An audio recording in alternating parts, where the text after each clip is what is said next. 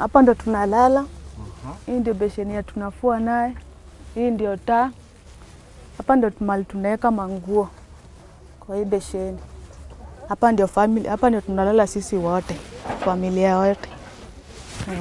Sengine hata na mkasubuhi mwanangu ananiambia ana pesa kupika chai, acha niende shule nikiwa njaa. Ndio naenda shule na kula chakula shule. Sasa tukaanza ndio shule nikaanza kunywa chakula, nikaambiwaje hadi mzazi wako alipe chakula. Ati hizo siku zingine hajalipa. Familia mzee hakuna kenye naweza waambia, sababu nikifikiria venye wanasema ati mimi niliua mzee wangu na mimi sikumuua. Si mimi mwenyewe, watoto wenyewe walienda wakampata amekufa kwa nyumba.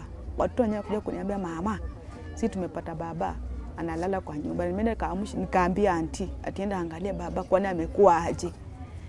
Huyo shemeji ndio akatoka huko kwake, akaenda kaangalia, akasema kumbe amekufa. Tena nikafikaje wanakuja kuniambia mimi ndio nimemuua. Hiyo kitu nikifikirianga na sijanga chungu sana.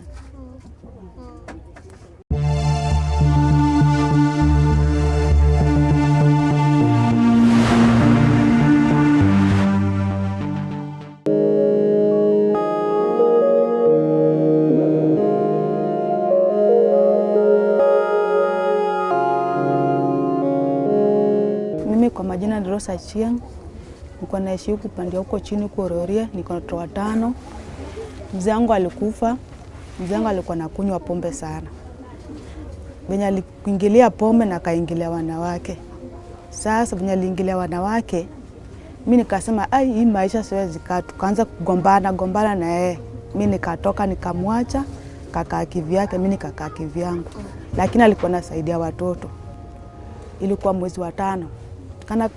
Kuna ishitu na watoto wangu. Watoto wakakuja kuniambia mama, sisi tunaenda kuona baba huko chini penye anaishi. Nikamwambia mimi sio katuza baba yenyewe mwende muone. Endeni tu muone. Ilikuwa kitu saa 11. Na ninasikia hiyo pombe ilikunywa saa 4 asubuhi. Sasa tukakuja wakaniambia mama, sisi tumeenda kwa nyumba na tunaita baba na baba itiki. Kwani ni nini? Nikamwambia kwani shida ni nini?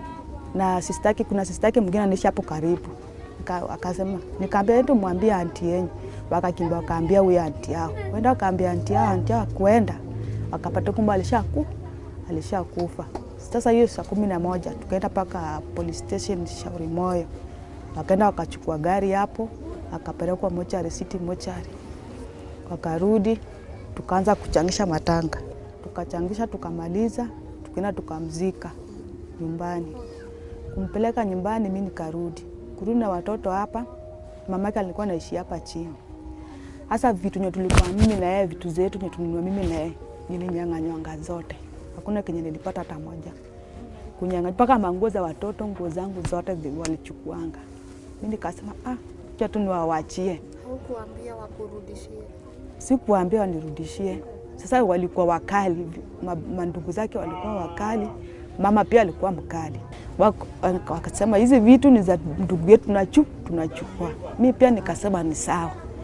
Nikaambia watu wetu mimi vitu zangu nimenyang'anywa. Zilikuwa vitu aina gani? Ilikuwa hizi vitu za nyumba, vyombo, hizi manguo za kuvaa kama zangu za watoto, blanketi, vitu tununua tu zote, blanketi, mattress zote alichukuanga.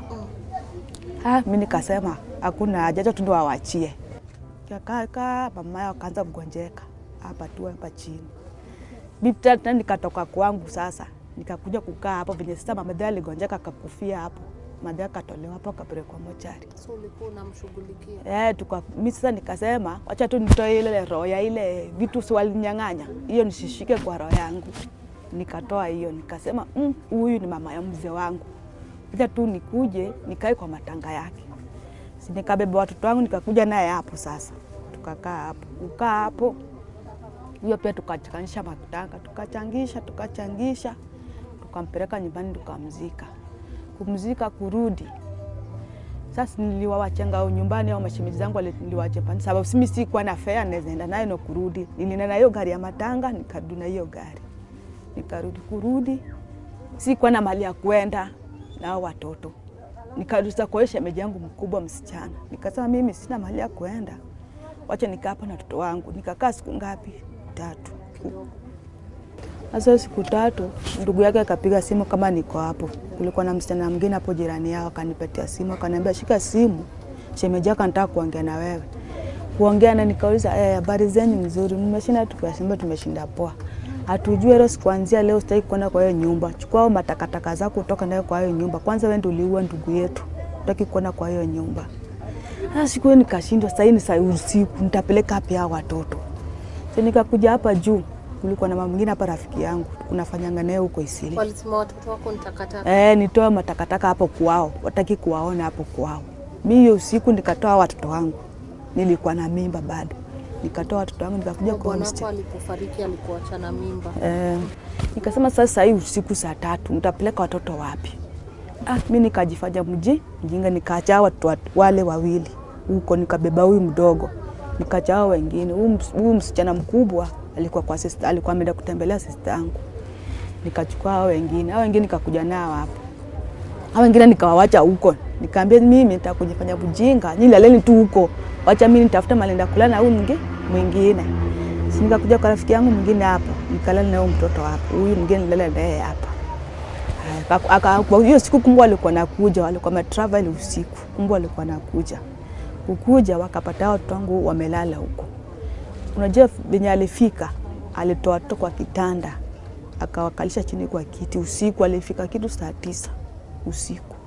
Akatoa kitanda, akamwambia kaeni hapo, ikifika asubuhi mwe mtafute mama yenu kwenye alienda. Mimi kufika asubuhi, watoto wangu wakakuja kunitafuta hapa. Kumbe walikuwa najua hapa. Wakakuja kwanza, mama, sisi auntie ametufukuza, ametuambia tutoke kwa nyumba tukutafute. Nikamwambia tu ni sawa. Ndio nikakuja, nikaongea na huyu mwenye hii nyumba sasa, anaishi hapa hivi. Nikaongea nikamwambia mimi niko na shida. Sasa jana ndio nilitoka matanga. Sina pesa yoyote, ninaweza kuomba na hii nyumba. Sasa kwa wewe tu kwa huruma yako nipatie tu hii nyumba, nitafuta pesa nitakupea. Nikaanza tu kutafuta kibarua na niko tu na mimba huyu mtoto sasa. Nitafuta kibarua Isili na eka 100 ikafika 1,000. Nikamwambia sasa mimi niko tu na 1,000. Kama unaweza nipatie nyumba, nikae na watoto wangu nipe. Akaniambia ni sawa, pia alikubali. Akakuja akanipea nyumba. Siko na chochote. Nilikuwa tu na manguo hizi na vatu, hizo manguo ndio nilitandikia watoto hapo chini kwa carpet. Ndio alilala. Nilikuwa na blanket moja ndio nilifunika na watoto. Mpaka sasa hivi sijai ninonga kitu chochote. Niko tu na hiyo blanket moja. Sufuria niko nazo ngapi? 2. Na mtoto mwenye ulijifungua mtoto lini? Mtoto nilijifungua Sunday, tarehe 28. Juzi tu? Umejifungua juzi? Na ana manguo? Huyo wenye walinipeleka hosi. Huyo mama ndiye alinisaidia na nguo ngapi? 2 na baby show 2. Ndio niko naye sasa. Na sasa mnaishi maisha aina gani hapa ndani? Maisha huku ndani nayo sio mzuri. Hii nyumba ni kidogo sana. Matress tunalala naye ni kadogo, haitoshei. Hii nyumba nayo si pana ati kubwa. Nimeenda straight hivi ni kadogo sana, hata ukimkilala unakaa umejikunja. Si mzuri sana.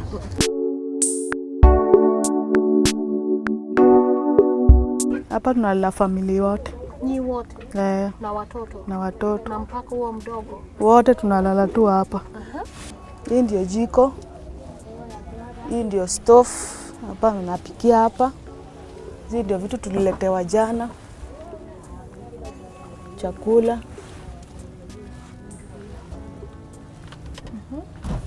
Na hii ni kiti yenu? Hii ndio kiti yetu tuko naye hapa.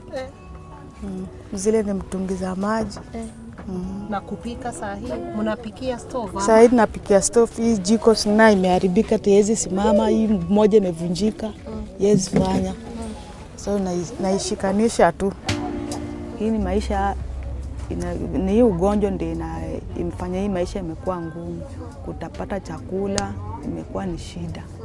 Lakini iko masaa zingine naweza tafuta nikose pesa. Nisema mimi nimekosa pesa leo, laleni. Sina chakula, sina pesa, sina mali ya kutoa chakula, laleni. Kuna saa zingine pia nikitoka nasema acha niteremke kwa ule mama pale chini nimfungie hizo njugu, mtapata chakula usiku. Hata saa nyingine naweza waambia nyinyi mkunyweni chai tu saa asubuhi mshinde naye, lakini ikifika asubuhi usiku nitakuwa nimepata hata kama nitawanunulia chakula. Natoka naenda, nikitoka nikirudi napata hiyo 100, naambia sasa shikeni mkanunue chakula, hata kama ni mfuko kale kadogo ya ugali, nunueni mboga ya mbao, pikeni tukule, hata kama hakuna nyanya, wekeni kitunguu tukule tulale. Hata jana venye mlikuja nilishukuru sana. Jana watoto wangu walikuwa wanataka kula maharagwe yenye haina chumvi, haina mafuta. Nilikuwa nimeichemsha hivyo. Sababu nilikuwa sina chochote. Makaa pia tu msichana mwingine alinisaidia naye. Nilikuwa nachemsha hiyo maharagwe ndio wamekula usiku, na hiyo mchele mliniletea niliwapikia usiku, nilikula, nilishukuru.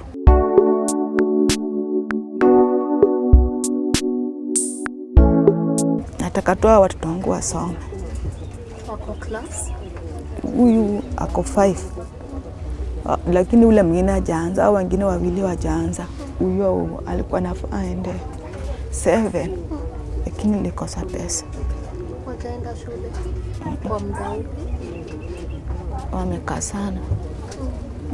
Ni watoto werevu? Kwanza huyu msichana ni mwerevu sana. Anapenda subjects gani?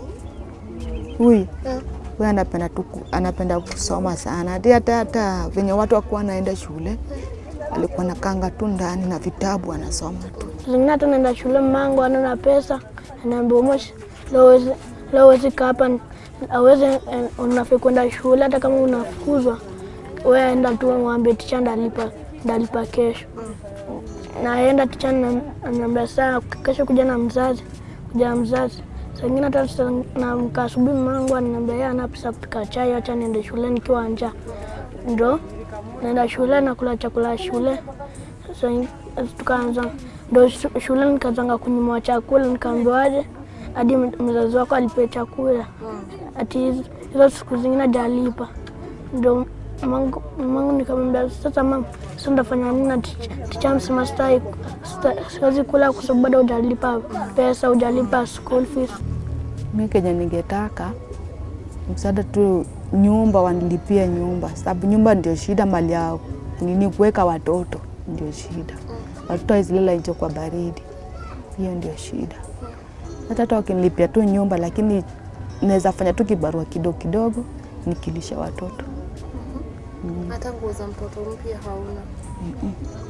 Sina. Naomba tu kwetu tusilale njaa tukule. Naomba pia dadangu apelekwe shule asome. Naomba pia mdogo wangu pia apelekwe masomo pia asome. Naomba pia mangu nisikuwe kulala njaa, anilipiange shule, alipe wenzangu shule. Ndio tuendelee kusoma na masomo, ndio tukawa kubwa pia sisi tumsaidie. Amen.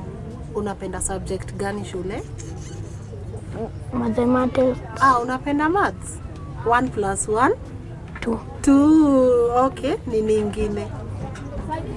Na plus napenda ticha wangu na napenda watu wetu. Oh, good boy. Na uko unasaidia sister yako kazi huko nyumbani, sawa? Familia mzee, hakuna kenye naweza waambia, sababu nikifikiria venye wanasema ati mimi niliua mzee wangu, na mimi sikumuua. Si mimi mwenyewe, watoto wenyewe walienda wakampata amekufa kwa nyumba. Watoto wenyewe kuja kuniambia mama, sisi tumepata baba analala kwa nyumba. Nimeenda nikaambia auntie atienda angalia baba kwani amekuwa aje. Huyo shemeji ndio akatoka huko kwake, akaenda akaangalia, akasema kumbe amekufa. Tena nikafikaje wanakuja kuniambia mimi ndio nimemuua. Hiyo kitu nikifikirianga na sijanga chungu sana. All right, so I know things are tough for everyone, and how we got to know about Rose's story ilikuwa jana tukipeana hiyo food drive yetu initiative. We came and dropped some items for her, lakini as you can see things are still tougher. Habari mami? Kuja tu hapa usiogope. Chunga kichwa. Chunga kabisa. Unaitwa nani mami? Rose Achieng. Maisha iko aje Rose? Maisha ni ngumu. Hapa uko na watoto hapa ndani? Watoto niko nao. Watoto wangapi? Sasa ni 5. Ni 5? Si ni watu wa Tuko. na watu wetu walisema lazima tukule si wote pamoja. Hii vitu hapa ni yako, unaweza angalia ndani. Kuna tuambie unaona nini?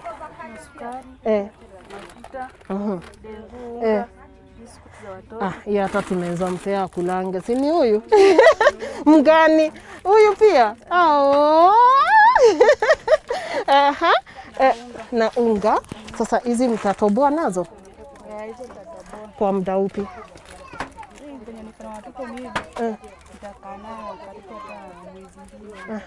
Na sasa mko kazi ama?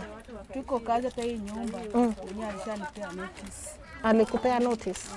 Niambia kama sina pesa ya kulipa, niame. Amesema akona rent balance hapa ya 3 months, and of course I'm thinking we can clear your balance. Alafu tukimbia hapa Kikomba tuchukue tunguo toa watoto, alafu najua wa Kenya tutasaidia penye tunaweza. So in the meantime I think to rush Kikomba to buy tunguo na pia tumwachie tununue mafuta ya stove ndio wakwe na kitu ya kupikia hiyo chakula yenye watu wa Tuko walipeana.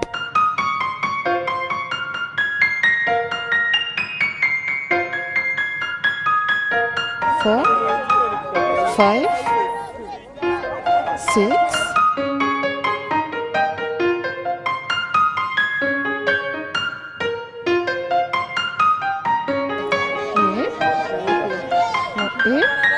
Na kazi na wako hivi na hii. Haya, tusharudi at least. Rose, kuja mami. Tumerudi. Mwasi tumerudi. Tumerudi. Umetuwekea nini? Chakula gani?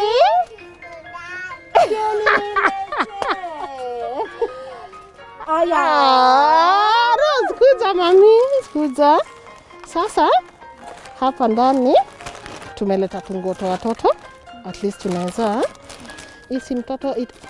si mtoto atakuwa sawa naye. At least avaivae kabla tujue nini itaendelea. Si ni sawa? Alafu rent tulisema balance ni miezi 3. Sasa hiyo ni 4,500. Muite, uita mwenye nyumba ndio tumlipe hiyo balance. Ali tukiona venye mambo itakuwa iko sawa. Na makaa mnapika na makaa. Makaa itawatosha ya pesa ngapi wiki? 200. Tutanunua pia makaa. Nini ingine saa hii yenye unahitaji saa hii? Mafuta taa. Basi acha tununue mafuta ya taa na makaa ndio exchange. Ni sawa? Haya basi. Saa mzee, habari yako? Nzuri. Hii ndio nyumba niweke yateka? Mimi ndio kuyateka. Na mama ametuambia akona balance. Akona balance. Akona balance ya miezi ngapi? Miezi 3. Na kila mwezi ni pesa ngapi? 800. So hiyo ni 2,400. Tulipe hiyo na tuongezee ya hii mwezi. So hiyo ni 3,200. Si ndio? Wavumilie tu kidogo. Na asante kwa kuwavumilia hata hizo miezi 3. Hata unaweza muuliza ukitaka kuambia. Ametuambia umewavumilia miezi 3. Si ni sawa? So tulipe hiyo, alafu uache hii mwezi wakae. Tukitajua vitu ikiendelea. Haya, nipe namba yako. 0716. Kidogo usiseme na nguvu ndio watu wasipige. Acha nikupe uiandike hapa. Umesanitize? Nishika kwanza usanitize. Hapana, hii kusanitize lazima nini? Ni muhimu, si ndio?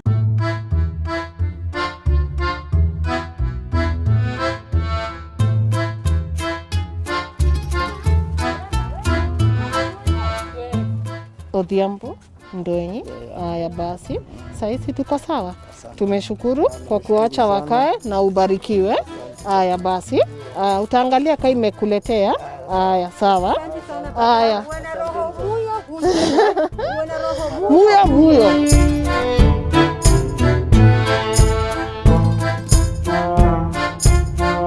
Haya sawa mami, sasa hiyo iko sawa. So ishi tu hivyo, vitu zikiendelea kukua poa. Ni sawa? Bye.